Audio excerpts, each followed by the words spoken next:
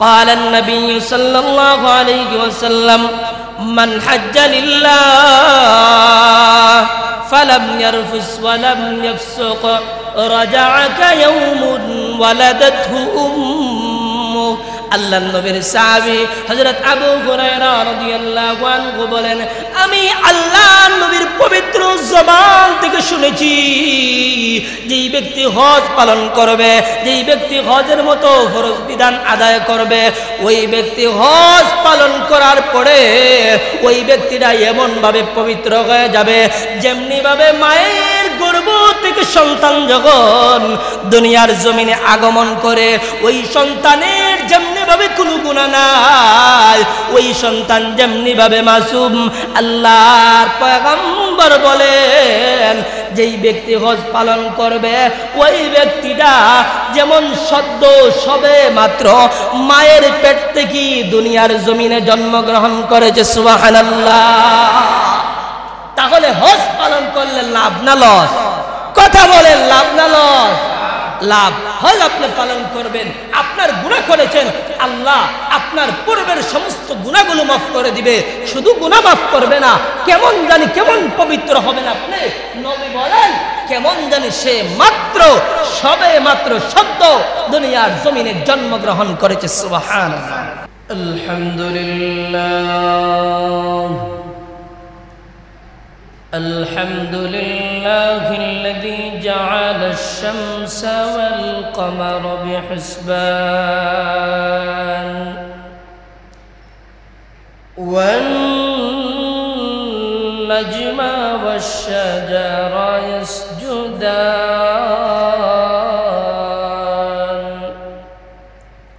والسماء رفعها وفضل زمان على زمان كما فضل مكانا على مكان وإنسانا على إنسان ونشهد أن لا إله إلا الله وحده لا شريك له ونشهد أن سيدنا وسندنا وحبيب ربنا وطبيبنا وطبيب قلوبنا ومولانا محمدا عبد الله ورسوله أرسله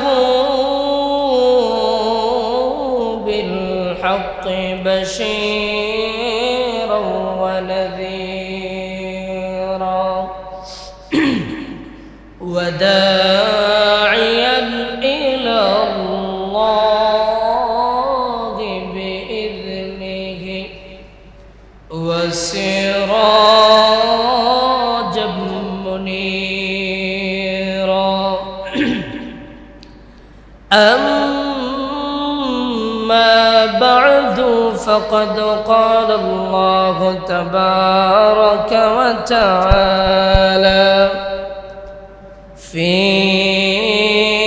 كلامه المجيد وفي فرقانه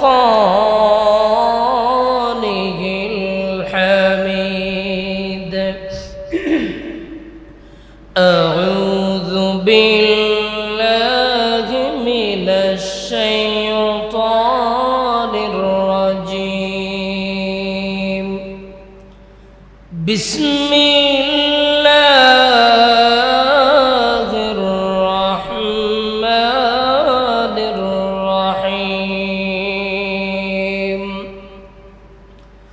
ولله على الناس حج البيت من استطاع إليه سبيلا ومن كفر فإن الله غني عن العالمين.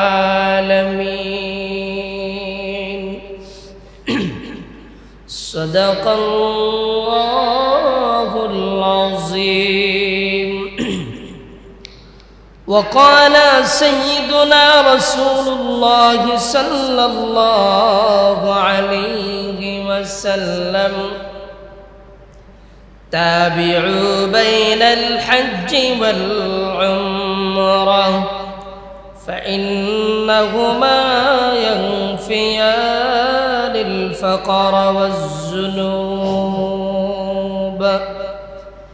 كما ينفي الكير خبث الحديد والذهب والفضة وليس للحجة المبرور صواب إلا الجنة أو كما قال عليه الصلاة والسلام.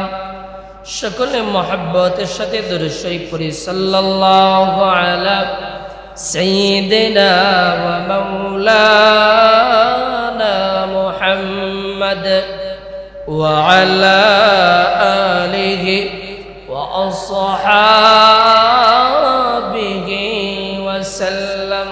بلغ العلم بكماله كشف الدجى بجماله حسنت جميع خصاله صلوا عليه.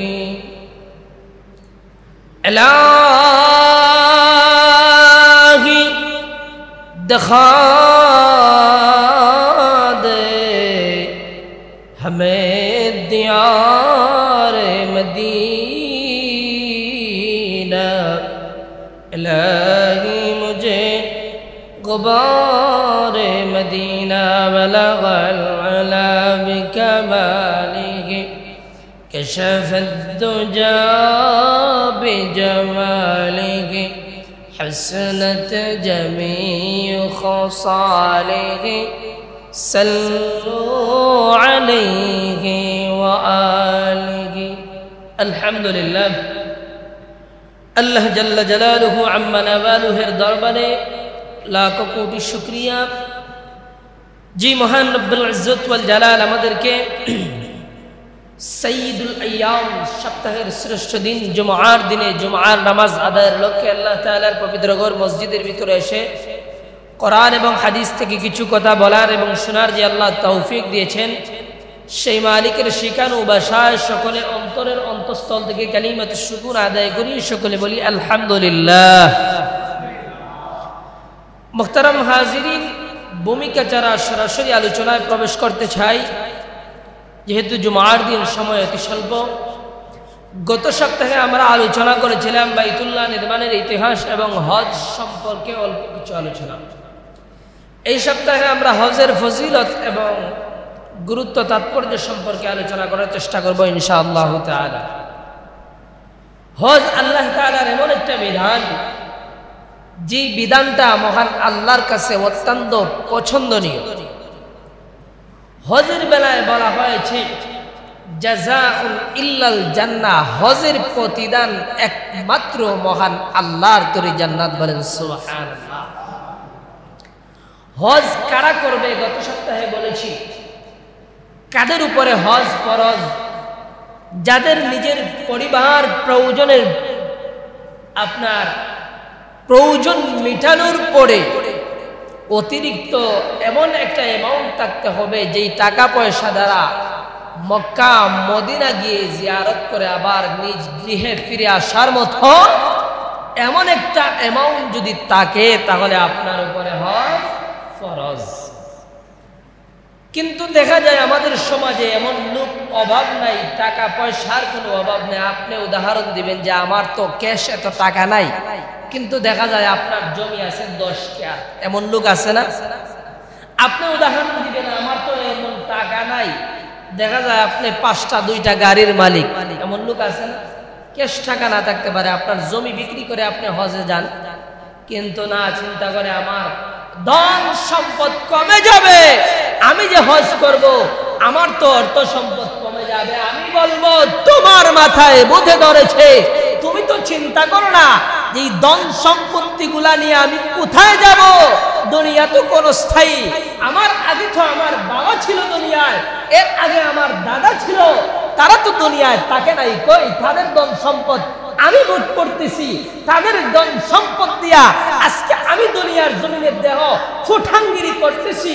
আমার তো চিন্তা করা দরকার যে আমিও তো হঠাৎ করে চলে যাইতে পারি, এই সম্পত্তিগুলা দিয়া আমার সন্তানরা, আমার নাতি নাতল এগুলা এই সম্পদ দিয়া ফুটাঙ্গিরি করবে।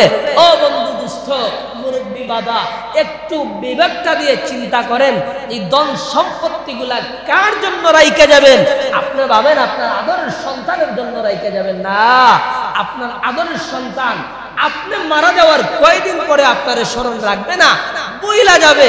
দেখবেন অনেক মানুষ আছে, অনেক মুরব্বীরা তাদের বাবা কবে মারা গিয়েছিল, কত বছর আগে মারা গিয়েছিল তাই জানে না। আপনারও তেমন ঠিক তেমনি ভাবে আপনার সন্তানও যখন আপনার মতো বয়সে উপনীত হবে, আপনার সন্তানও আপনাকে বলে যাবে আপনার অর্জিত, আপনি যে এত কষ্ট করে মাথার ঘাম ফায়ে ফেলে আপনি সম্পদগুলা উপার্জন করেছেন, এই সম্পদগুলা আপনার সন্তান ভোগ করবে, আপনার স্ত্রী ভোগ করবে, আপনার নাতি নাতলরা ভোগ করবে। আর ওই সম্পদগুলা যদি খারাপ কাজে ভোগ করে, আপনি কবরে বসে বসে এর একটা গুনাহের ভাগীদার আপনি নিতে হবে। আর যদি সম্পদগুলা ভালো কাজের মধ্যে ব্যয় করে, তাহলে আপনি কবরে বসে বসে এর একটা সব পাবেন।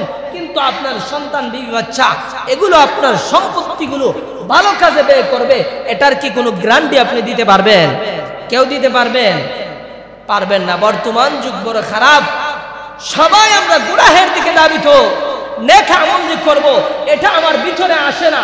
নামাজ যে আল্লাহর একটা ফরজ বিধান, আপনার এলাকায় মানুষের কোনো অভাব নাই, জুমার দিনে মসজিদ ভর্তি হয়ে যায়, কিন্তু ওয়াক্তিয়া নামাজে মুসল্লি আসে না। আমি বলবো জুমার দিনে কি আসমান থেকে এগুলো ফেরেশতা আসে নাকি? কথা বলেন না কেন? জুমার দিনে এগুলো কি এলাকার মানুষ আসে না? জুমার দিনে তো আর আসমান থেকে ফেরেশতা নাজিল হয় না। কই? আপনারা তো নামাজে আসেন না। দেখা যায় মুসল্লি 15 জন 20 জন 10 জন নিয়ে ওয়াক্তিয়া নামাজ আদায় করতে হয়। এমনকি ফজরের নামাজে দেখা যায় মুসল্লি 3 জন। এমনও দিন হয় না ভাই? হয় না এমনও দিন? কিন্তু কই আপনারা তো নামাজই পড়তেছেন না, তাহলে কি আপনার চিন্তাধারা কি? আপনি তো একটাবারের জন্য চিন্তা করেন না যে আমি এই দুনিয়ার জমিনে থাকবো না, আমি দুনিয়ার জীবনে থাকবো না, আমি দুনিয়ার জমিন থেকে চলে যাইতে হবে। আপনার চোখ কি বন্ধ নাকি? আপনি কি বোবা হয়ে গিয়েছেন নাকি? আপনি দেখেন না আপনার সামনে মসজিদের এলান থেকে হয় ইন্না লিল্লাহি ওয়া ইন্না ইলাইহি রাজিউন, অমুক দুনিয়ার জমিন থেকে বিদায় হয়ে গেছে। আপনার বয়সে কম, আপনার ছেলের বয়সী, আপনার নাতির বয়সী, আপনার কানে কি এই কলা ঢুকে না? আপনি জানে যান নামাজ পড়তে যান, আপনার চোখ কি অন্ধ হয়ে গিয়েছে নাকি? আপনি চোখ দ্বারা এগুলো দেখেন না যে আমার আগে দেখা যায় আমার এলাকার ছোট ভাই, আমার আগে আমার এলাকার ভাতিজা, আমার আগে আমার এলাকার নাতি দুনিয়ার জমিন থেকে চলে যায়। এগুলোকে আপনি দেখেন না? এগুলো দেখে তো অন্তরে নিজে অন্তত নিজের দিলটারে নরম করতে পারেন যে আমার আগে চলে যাচ্ছে আমার ভাতিজা, আমার আগে চলে যাচ্ছে আমার নাতি, আমার আগে আমার সন্তান চলে যাচ্ছে, আমিও কখন চলে যাব। এজন্য আমি বলবো আল্লাহকে ওয়াস্তে বলি, আমার বাবার বয়সে অনেক মুরব্বী আছেন, আমার ভাইয়ের বয়সে অনেক মুরব্বী আছেন, আমি পায়ে হাত দিয়া বলি আল্লাহকে ওয়াস্তে মসজিদে আসেন, নামাজ পড়েন। হজ যাদের উপর ফরজ, সামর্থ্যবান ব্যক্তিরা হজ পড়েন, হজ আদায় করেন। ইনশাআল্লাহ আমরা আদায় করবো তো ইনশাআল্লাহ। আল্লাহ তাআলা যেন আমাদেরকে কবুল করেন। মুহতারাম হাজিরিন, হজ সম্পর্কে আপনাদের সামনে আজকে কয়েকটি কথা বলার চেষ্টা করবো ইনশাআল্লাহ। সরাসরি হাদিস থেকে 1 নম্বর কথা হলো তিরমিজি শরীফের 811 নম্বর হাদিস, আল্লাহর নবীর সাহাবী হযরত আবু হুরায়রা থেকে বর্ণিত। عن أبي هريرة رضي الله تعالى عنه قال قال النبي صلى الله عليه وسلم من حج لله فلم يرفث ولم يفسق غفر له ما تقدم من ذنبه আল্লাহর নবীর সাহাবী হযরত আবু হুরায়রা রাদিয়াল্লাহু তাআলা আনহু বলেন আমি নবীজির জবান থেকে শুনেছি যেই ব্যক্তি হজ পালন করবে হজ আদায় করবে মহান আল্লাহ তার পিছনের সমস্ত গুনাহ আল্লাহ মাফ করে দেন সুবহানাল্লাহ। তাহলে এখান থেকে বুঝতে পারলাম হজ যদি আমি আদায় করি হজের মাধ্যমে মহান আল্লাহ পূর্বের যে গুনাহগুলো রয়েছে আল্লাহ এই হজের মাধ্যমে পূর্বের গুনাহগুলো আল্লাহ মাফ করে দিবেন বলেন সুবহানাল্লাহ। এরপরে দ্বিতীয় নাম্বার হজের ব্যাপারে হজের ফজিলত সম্পর্কে দ্বিতীয় নাম্বার কথা হলো সহিহ বুখারী শরীফের 1521 নম্বর হাদিস আল্লাহর নবী সাহাবী হযরত আবু হুরায়রা রাদিয়াল্লাহু আনহু থেকে এই হাদিসটি বর্ণিত قال النبي صلى الله عليه وسلم من حج لله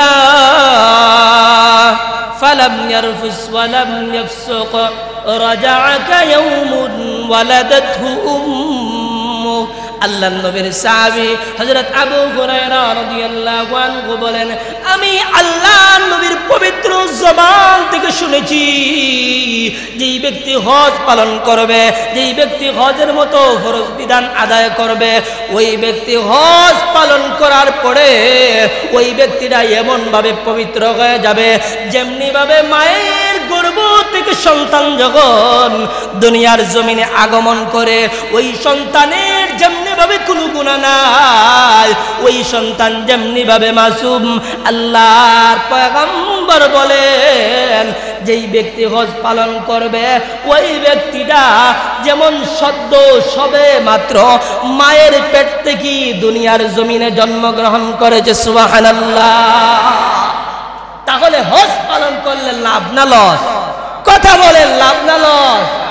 লাভ। হজ আপনি পালন করবেন আপনার গুনাহ করেছেন আল্লাহ আপনার পূর্বের সমস্ত গুনাহগুলো মাফ করে দিবে শুধু গুনাহ মাফ করবে না কেমন জানি কেমন পবিত্র হবেন আপনি নবী বলেন কেমন জানি সে সবে মাত্র সদ্য দুনিয়ার জমিনে জন্মগ্রহণ করেছে সুবহানাল্লাহ।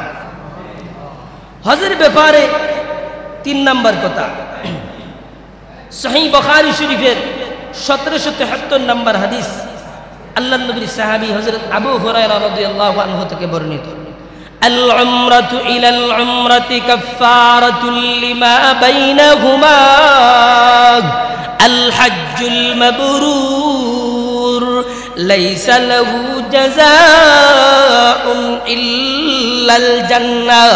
আল্লাহর নবীর সাহাবী হযরত আবু হুরায়রা রাদিয়াল্লাহু আনহু থেকে হাদিস বর্ণিত আল্লাহর নবী বলেন আল উমরাতু ইলাল উমরাতি কাফফারাতুল লিমা বাইনাহুমা আপনি একটা উমরা করলেন আবার আরেকটা উমরা করলেন এই দুই উমরার মধ্যবর্তী সময়ে যে গুনাহগুলো বান্দা বান্দি তুমি করেছো একটা উমরা আদায় করার কারণে আমার আল্লাহ আরেকটা উমরা আদায় করার কারণে এই মধ্যবর্তী সময়ে আপনার যে গুনাহগুলো হয়েছে মহান আল্লাহ গুনাহগুলো মাফ করে দেন বলেন সুবহানাল্লাহ।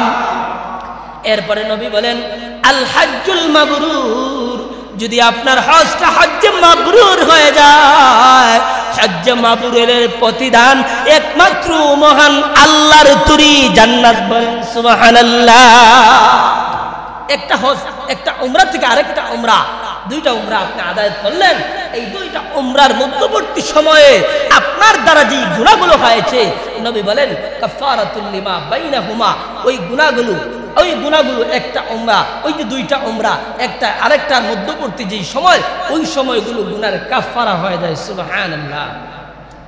শুধু এটা হজের বেলায় না নামাজের বেলায় বুখারীর হাদিস قال النبي صلى الله عليه وسلم مثل الصلوات الخمس والجمعة إلى الجمعة ورمضان إلى رمضان মুকাফফিরাতুম মা বাইনাহুন্না ইযা ইজতানাবাল কাবাইর।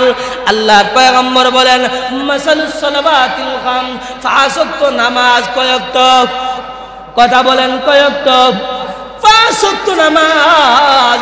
ফজরের নামাজ আপনি পড়লেন, আবার জোহরের নামাজ আদায় করলেন, এই মধ্যবর্তী সময়ে ফজর এবং জোহরের নামাজ আদায় করলেন, এই মধ্যবর্তী সময়ে বান্দা তোমার যে গুনাহগুলো হয়েছে এই দুই ওয়াক্ত নামাজ তোমার গুনার কাফারা হয়ে যায়। সুবহানাল্লাহ। শুধু তাই না, আপনি জোহরের নামাজ আদায় করলেন, আপনি আবার আসরের নামাজ আদায় করলেন, আবার আসর পড়ার পরে মাগরিব পড়লেন, মাগরিবের নামাজের পরে আবার এশার নামাজ পড়লেন, এশার নামাজ আদায় করার পরেই আবার বান্দা তুমি ফজরের নামাজ আদায় করলা, এই দৈনিক 5 বেলার নামাজ আদায় করলা। এক ওয়াক্ত থেকে আরেক ওয়াক্ত মধ্যবর্তী কয়েক ঘন্টা ব্যবধান দেখা যায়। ওই সময়গুলোতে বান্দা তুমি যেই গুনাহগুলো করবা মহান আল্লাহ নামাজের মাধ্যমে তোমার গুনার কাফারা আদায় করে নিয়ে যায়। সুবহানাল্লাহ। শুধু তাই না, এরপরে নবী বলেন ওয়াল জুমআতু ইলাল জুমআ, এক জুমআ হতে অপর জুমআ পর্যন্ত দুইটা জুমআ আদায় করলা, মধ্যখানে সপ্তাহে ওয়াক্তিয়া নামাজ পড়লা, এক জুমআ হতে অপর জুমআ, এই দুই জুমআর মধ্যবর্তী সময়ে তোমার যে গুনাহগুলো হয়েছে বান্দা বান্দি, মহান আল্লাহ তোমার দুই জুমআর কাফারা হিসাবে তোমার গুনাহগুলো আল্লাহ মাফ করে দেয়। চিল্লায়া বলেন সুবহানাল্লাহ। শুধু তাই না, নবীজি আরো বলেন ওয়া রমাদানু ইলা রমাদান, এক রমজান থেকে আরেক রমজান, গোটা একটা বছর মধ্যবর্তী সময়ে বান্দা বান্দি তুমি যে গুনাহগুলো করেছো মহান আল্লাহ তোমার গোটা একটা বছরের গুনাহ মহান আল্লাহ মাফ করে দিয়ে দেয়। সুবহানাল্লাহ। তবে শর্ত হলো একটা। শর্ত কয়টা? জোরে আওয়াজ দিয়ে বলেন শর্ত কয়টা? والجمعة إلى الجمعة ورمضان إلى رمضان مكفرات ما بينهن إذا اجتنب الكبائر। মহান আল্লাহ কবিরা গুনাহ মাফ করবে না, কবিরা গুনার জন্য আল্লাহর কাছে তওবা করে মাফ চেয়ে নিতে হয়। কবিরা গুনার জন্য আপনি আল্লাহর কাছে মাফ চেয়ে আপনি আল্লাহর কাছ থেকে মাপ নিতে হবে। এজন্য 5 ওয়াক্ত নামাজ আমরা পড়তে রাজি আছি তো ইনশাআল্লাহ। এরপরে হজের ব্যাপারে এরপরে চতুর্থ কথা হলো তিরমিজির হাদিস 810 নম্বর হাদিস। আল্লাহর পয়গম্বর বলেন তাবিউ বাইনাল হজ্জি ওয়াল উমরা فإنهما ينفيان الفقر والذنوب كما ينفي الكير خبث الحديد والذهب والفضة وليس للحجة المبرور صواب إلا الجنة। আল্লাহর নবী বলেন, আব্দুল্লাহ ইবনে মাসউদ হতে হাদিস বর্ণিত, আল্লাহর নবী বলেন তোমরা হজ এবং উমরা একত্রে আদায় করো, কেননা হজ এবং উমরা তোমাদের কাছ থেকে দারিদ্রতা দূর করে। বলেন সুবহানাল্লাহ। ফাইন্নাহুমা ইয়ানফিয়ানিল ফাকরা ওয়াজ যুনুব, তোমাদের কাছ থেকে হজ এবং উমরা তোমাদের কাছ থেকে দারিদ্রতা এবং গুনাহের ময়লা দূর করে। হজ এবং উমরা আপনি আদায় করলেন, আমরা দেখতেছি হজ করতে কয়েক লক্ষ টাকা লাগে, উমরা করতে লক্ষ টাকা লাগে। নবী বলেন হজ এবং উমরার মাধ্যমে মহান আল্লাহ তোমাদের কাছ থেকে দারিদ্রতা এবং গুনাহ মাফ করে দেন। বলেন সুবহানাল্লাহ। শুধু তাই না, এই দেখবেন লোহার মধ্যে যখন জং ধরে ওই লোহাটা যখন কামারের কাছে নিয়ে যাওয়া হয়, ওই কামার যেমনি ভাবে আগুন দিয়া জ্বালায়া ওই লোহাটার জং পরিষ্কার করে, স্বর্ণ কিংবা রূপা যখন পুরাতন হয়ে যায় স্বর্ণ কিংবা রূপকারের কাছে ওটা নিয়ে গেলে স্বর্ণ কিংবা রূপার ময়লা যেমনি ভাবে পরিষ্কার করে, নবী বলেন হজ এবং উমরার মাধ্যমে তোমাদের গুনাহগুলো দয়ে মুছে মহান আল্লাহ পরিষ্কার করে দেন। বলেন সুবহানাল্লাহ। তাহলে আমরা বুঝতে পারলাম হজ এবং উমরার মাধ্যমে আল্লাহ তাআলা আমাদের জিন্দেগির গুনাহগুলো দয়ে মুছে আল্লাহ তাআলা পবিত্র করে দেন। এরপরে হজ সম্পর্কে 6 নম্বর কথা হলো ইবনে মাজার হাদিস 2883 নম্বর হাদিস।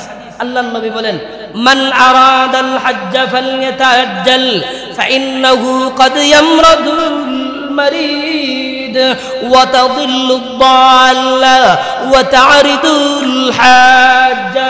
আল্লাহর নবীর সাহাবী হযরত ইবনে আব্বাস থেকে হাদিসটি বর্ণিত, ইবনে আব্বাস থেকে ফজল থেকে হাদিসটি বর্ণিত। আল্লাহর নবী বলেন, ও আমার উম্মতেরা শুনো, তোমাদের উপরে হজ ফরজ হওয়ার সাথে সাথেই তোমরা হজ আদায় করে নাও, কারণ বলা যায় না ফাইন্নাহু ক্বাদ ইয়ামরাদুল মারিদ, কখন জানি তুমি অসুস্থ হয়ে যাও, কখন তোমার অসুস্থতা এসে যায়, কার কখন অসুস্থতা, কার কখন আলসার দেখা দেয়, কার কখন ক্যান্সার দেখা দেয়, এটা কি আপনি বলতে পারবো? কার কখন অসুস্থতা বেড়ে যায় আপনি আমি বলতে পারবো? নবী বলেন ফাইন্নাহু ক্বাদ ইয়ামরাদুল মারিদ, ও আমার উম্মতেরা কখন জানি তোমরা অসুস্থ হয়ে যাও, হজ ফরজ হওয়ার সাথে সাথে তোমরা হজগুলো আদায় করে নাও।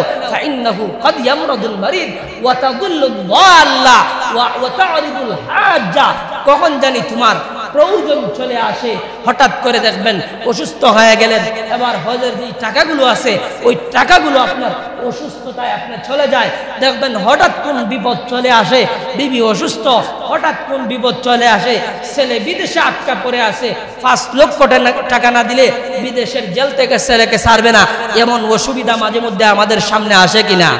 কথা বলেন, আসে কিনা?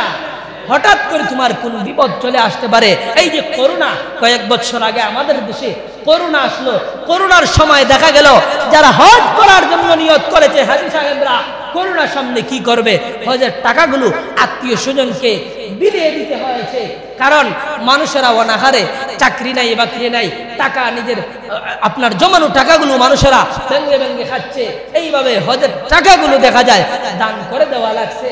এজন্য নবী বলেন, কখন জানি তোমার প্রয়োজন আসে যায়, তোমার হজ ফরজ হওয়ার সাথে সাথে তুমি বান্দা হজ আদায় করে নাও, কারণ বলা যায় না কখন তোমার সামনে বিপদ আসতে পারে, কখন অসুস্থতা চলে আসতে পারে। হজ ফরজ হওয়ার 5 বছর বড় বান্দারে আল্লাহ ডাকে, ও বান্দা আয়, বান্দা আমার ঘরে আয়। আল্লাহ বান্দা বান্দিরে ডাকে, ওই বান্দা যখন ডাকে জবাব দেয় না, বান্দা যখন ডাকে সাড়া দেয় না, নবী বলেন লা মাহরুম, ওই ব্যক্তি মাহরুম, ওই ব্যক্তি ইহুদি কিংবা নাসারা হয়ে মারা যাক, আমি নবীর কিচ্ছু যায় আসে না। নবী বড় দমকের সুরে কথাটা বললেন যে হজ যাদের উপর ফরজ হয়ে গেছে, 1 বছর আল্লাহ ডাকলেন, 2 বছর, 3 বছর, 4 বছর, 5 বছর হয়ে গেল, বান্দা হজ করে না। এই সামনে ছেলেটারে বিয়ে দিলে হজে যাব, মেয়েটারে বিয়ে দিলে হজে যাব, আপনার ছেলেটারে বিদেশ পাঠানোর পরে হজে যাব, এটা কেমন কথা? না, হজ ফরজ হওয়ার সাথে সাথে আপনি হজ আদায় করে নেন, না হলে নবী বলেন লা মাহরুম, ওই ব্যক্তি মাহরুম, ওই ব্যক্তি ইহুদি কিংবা নাসারা হয়ে মারা যাক, আমি নবীর কিচ্ছু যায় আসে না। বলেন নাউজুবিল্লাহ। কত দমকের সুরে কথাটা বললেন। এই জন্য হজ আমাদের যাদের উপর ফরজ, এই বছর পারছি না, আগামী বছর আমরা যেন আদায় করে নেই। হজ নাই, হজ করার সামর্থ্য নাই, উমরা করার সামর্থ্য আছে, যার এমন সামর্থ্য আছে আপনি আমি উমরা আদায় করে নেই। বাইতুল্লাহ তো এমন জায়গা, যেই বাইতুল্লাহর দিকে তাকাইলেই রহমত নাজিল হয়। বলেন সুবহানাল্লাহ। বাইতুল্লাহ যারা একবার গিয়েছে তাদেরকে জিজ্ঞেস করে দেখেন, তাদের মনটা বারবার চায়, বারবার মনে চায় যে আমি বাইতুল্লাহ যদি আবার দেখতে পারি। পৃথিবীর এমন কোন জায়গা নাই যে জায়গায় একবার গেলে আবার মনে চায়, আবার যদি মনে চায় আবার যাই, তৃতীয়বার আর মনে চাইবে না। কিন্তু বাইতুল্লাহ আল্লাহর এমন একটা ঘর, যে ঘরের মধ্যে গেলে যারা গিয়েছে তারা বুঝে, আর না হয় আপনাদেরকে বোঝানো সম্ভব নয়। যেই এই জায়গায় যারা গিয়েছে বারবার মনে চায় যে আমি যেন আল্লাহ আমাদের আরেকবার কবুল করো, আমি আরেকবার যেন আপনার ঘরের সামনে দাঁড়ায়া লাব্বাইক বলতে পারি। এই জন্য যাদের উপরে হজ ফরজ, অতি তাড়াতাড়ি চেষ্টা করবেন হজ আদায় করে নেওয়ার। যাদের উপরে উমরা আদায় করার সামর্থ্য আছে, অতি তাড়াতাড়ি চেষ্টা করবেন উমরা আদায় করে নেওয়ার। আমি আবারও বলছি, একটু আগেও বলছি, আবারও বলি, একটা বারের জন্য চিন্তা করেন, আপনারা মসজিদ বানাইছেন নামাজ আদায় করার জন্য, কিন্তু দেখা যায় জুমার দিনে মোটামুটি মুসল্লি আসেন, কিন্তু ওয়াক্তিয়া নামাজে কই 5 জন, 7 জন, 10 জন, 15 জন, এর বেশি তো হয় না। কই জুমার দিন কি আপনারা আসমান থেকে নাজিল হন নাকি? গোটা সপ্তাহ কোথায় থাকেন? বলেন কাজে কর্মে ব্যস্ত থাকি। আপনার কাজ কি সব সময়? কই আপনার সব সময় আপনার কাজ তো হতে পারে না। ফজরের বেলায় আপনি বাসায় থাকেন, মসজিদের মিনার থেকে আযান হয়, হাইয়া আলাস সালাহ, হাইয়া আলাল ফালাহ, আস-সালাতু খায়রুম মিনান নাওম। কই আপনি আপনি কি বয়রা নাকি? আপনার কানে কি এই কথা পৌঁছে না? আপনি কি বয়রা নাকি? আপনার কানে যদি এই কথা পৌঁছে যায় আর আপনি আসেন না, আপনি মনে করবেন না আপনি ছাড় পেয়ে যাবেন আল্লাহর কাঠগড়ায় দাঁড়িয়ে আপনি জবাবদিহিতা করতে হবে। আপনার কি একবার চিন্তা আসে না আপনার চোখ কি বন্ধ হয়ে গেছে যে আমার সামনে আমার বাতিজার মৃত্যু হয়, আমার সামনে আমার নাতি দুনিয়ার জমিন থেকে বিদায় হয়ে যায়, আমিও কখন বিদায় হয়ে যাব তার কোনো গ্যারান্টি নাই। আমরা কে কখন দুনিয়ার জমিন থেকে চলে যাব আমরা কি কেউ জানি? কথা বলেন, আমরা কি কেউ জানি? জানি না। এজন্য পায়ে হাত দিয়ে বলবো আপনারা মেহেরবানি করে নামাজটা মিস দিবেন না। আল্লাহর গুরুত্বপূর্ণ একটা বিধান ফরজ নামাজ। আল্লাহ কোরআনে বারবার বলেছেন আকিমিস সালাহ, তোমরা নামাজ আদায় করো। এমন কি নবী হাদিসে বলেন আউয়ালু মা ইউহাসাবু বিহিল আবদু ইয়াউমাল কিয়ামাতিস সালাহ, কিয়ামতের দিন সর্বপ্রথম বান্দা বান্দীদের কাছ থেকে নামাজের হিসাব নেওয়া হবে। কিসের হিসাব? নামাজের হিসাব। প্রথম ঘাটে যদি আমি আটকা পড়ে যাই বাকি ঘাট কেমনে উদ্ধার হইল? এজন্য আমরা সবাই 5 ওয়াক্ত নামাজ যেন আপনি বাড়িতে থাকেন না, আপনি বাজারে আসেন, বাজারের মসজিদে আদায় করে নেন। আল্লাহ তাআলা যেন আমাদের সবাইকে 5 ওয়াক্ত নামাজ মসজিদে এসে জামাতের সাথে আদায় করার তৌফিক দান করেন। সকলে বলি আমিন।